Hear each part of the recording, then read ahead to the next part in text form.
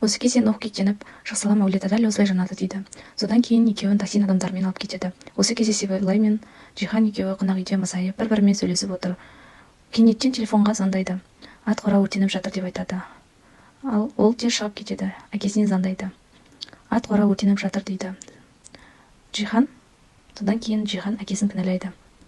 Ниха мен Сумру Анисаның үйіне жайғасады.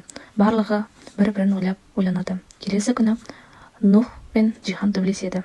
Джихан олардың тірі екенін біледі. Екеуі қатты төбелесіп келіп, милициялар ажыратып, адамдар ажыратып алады. Хикмет осы кезде бәріне айқайлап, мен осы үйдің ханымымын деп үйдегілермен ұрсысып жүреді. Джихан Сумру мен Хикмет тұрып жатқан үйге келеді. Есікті Аниса ашады. Хикмет басқаша ойлайды. Бізді алып кетесің ба? Кешірім сұрауға келдім ба деп айтады. Бірақ Джихан оларға көмектесуге не керек екенін сұрауға келген болатын. Тахсин Нух пен Мелекке Сумруды қуып шықты. Мусор қылып үңгірге апарып тастады деп айтып жатады. Осы Мелек қатты таңқалып, жылап отыр. Қайда деп сұрайды, номерін сұрап алады. Бірақ Анисаның нөмірін береді. Ал Нух оған жынданады. Джихан сыртқа шығып бара жатқанда сүт анасы Аниса ақыл айтады. Жүрегіңді тыңда, ешкімге сенбе деп. Хикмет Сумрудың киімдерін беріп кетіп қалады. Нух ашуланып Мелекке ұрсады. Ол Джиханмен бірге тұрған суретін тауып алып, соткасынан қарайды. Осы кезде Харика мен Самет екеуі ойланып келе жатады. Біз анамызды қабылдай алмаймыз. Бауырларымыз болса да біз олармен тұра алмаймыз деп. Сол кезде Сумру арттарынан таксимен келе жатады. Сумру қуып жетіп сөйлеспек болғанда, онымен Харика мен Самет екеуі ұрсысып кетіп қалады. Ал олар үйіне келген кезде Хикмет алдарынан күтіп алады.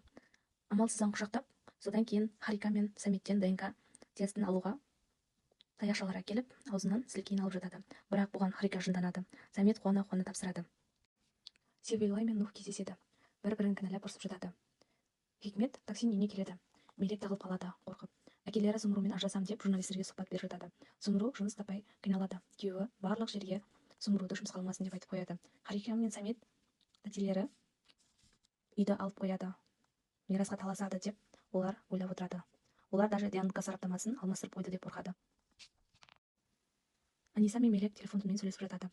Сол кезде Мелекке анам мен әжем менімен тұрып жатыр деп айтады. Содан кейін Мелек үйлеріне іздеп келеді. Ал әжесі қатты ұрсысады, неге келдің деп. Ал анасы қуанып қатты құшақтайды. Бірінші рет қызым деп айтады. Ал әжесі осы қыздың кесірінен, балалардың кесірінен біз далада қалдық деп айтып жатады. Оны Нух сыртқа шығып бара жатқанда, Мелектің сол үйден шығып келе жатқанын көріп, Нух қатты ашуланады және ұрсады. Ниһаят Саметке келіп, өтініп кешірім сұрайды. Барлығы тамақ ішіп отырады. Севилай, біз ажырасамыз дейді Саметке. Сіз өлмейсіз, менің көзім жетті дейді. Джихан сосын сөйлесеміз дейді. Хикмет келіп ұрсады. Сен айт енді, қандай пайдасы барын? Бітті, мен ажырасам дейді Севилай. Ниһаят үйге келеді Хикметпен сөйлесуге. Және екеуі қатты ұрсысады. Ниһаят Севилайды аңдып жүреді. Оған бар шындықты айтады. Сен байдың қызысың, сені пайдаланып жүр. Сенің әкең бай адам дейді. Осы кезде Севилай қатты ойланып, бұрынғы жағдайлардың бәрі есіне түседі. Анасының айтқаны, қорқытқаны, Нухты өлтірем деген бәрін есіне алып ойланып тұрады. Менімен бірге болыңыздар. Келесі 11 серияны шығарамын. Маған тіркеліп подписаться етіңіздер.